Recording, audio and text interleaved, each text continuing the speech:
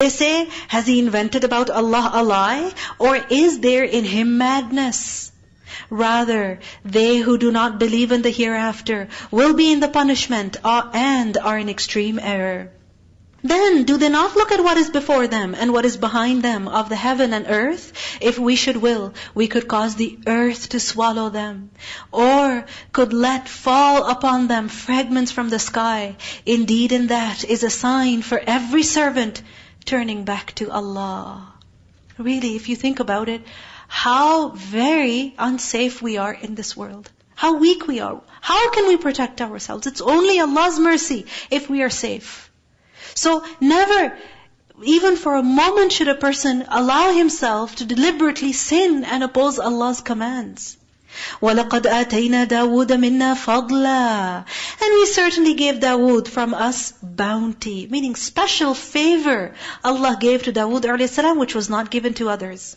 We said, O mountains, repeat our praises with him. And the birds as well. Meaning when Dawood a.s. would do tasbih, the mountains and the birds would join him. And we made pliable for him iron. Iron, imagine, so strong, so solid. It was made like dough. Like dough for Dawood a.s. Literally, he could soften it, he could shape it. Next time you touch Play-Doh or something, or maybe dough, actual dough, right? Just think, Dawood a.s., he could touch dough, meaning touch metal, iron, and change it, mold it, shape it, break it as easily as you are dealing with dough. Just imagine, this was so easy for him, a special favor. Commanding him, make full coats of mail and calculate precisely the links. Because previously it was just plated armor that people had. But now that Dawood a.s. had the ability to really use iron like this, he could make links. And with those links, he could make full coats of armor. And work all of you righteousness. وَاعْمَلُوا صَالِحًا. Indeed, I, of what you do, am seeing. Meaning if a person has a talent, has a skill, then what should he do with it? What should he do with it? He should do good. He should make good stuff with it. Good work. Remember that Allah is watching what we do. And to Sulaiman, we subjected the wind. Its morning journey was that of a month, and its afternoon journey was that of a month. Meaning in one morning, in one evening, so much distance was crossed. And we made flow for him a spring of liquid copper. And among the jinn were those who worked for him by the permission of his Lord. And whoever deviated among them from our command, we would make him taste the punishment of the blaze. They made for him what he willed of elevated chambers, statues, bowls like reservoirs. Meaning huge vessels that were like reservoirs. And stationary kettles, meaning such cooking pots which were just stationary, unmovable. Why? Because of their massive size. And because of the fact that there was food being prepared or being served in them all the time. And what does that show? It shows the great numbers of the people of Sulaiman a.s., his armies.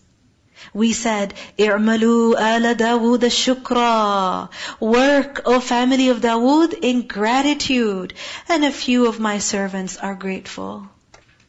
When Allah has bestowed blessings upon us, we need to show gratitude, not just verbally, but also how? Through our amal. Work, O family of Dawood, in gratitude. And the Prophet ﷺ, did he do amal? In gratitude to Allah? Yes. When he would pray in the night, so much so that his feet would swell, he would be asked why? And what was his response? Should I not be a grateful servant? So for gratitude, something has to be done. And when we decreed for Sulaiman a.s. death, nothing indicated to the jinn his death except a creature of the earth eating his staff. Meaning a termite ate up his staff. And eventually when that broke, Sulaiman a.s. he fell. So when he fell, it became clear to the jinn that if they had known the unseen, they would not have remained in humiliating punishment.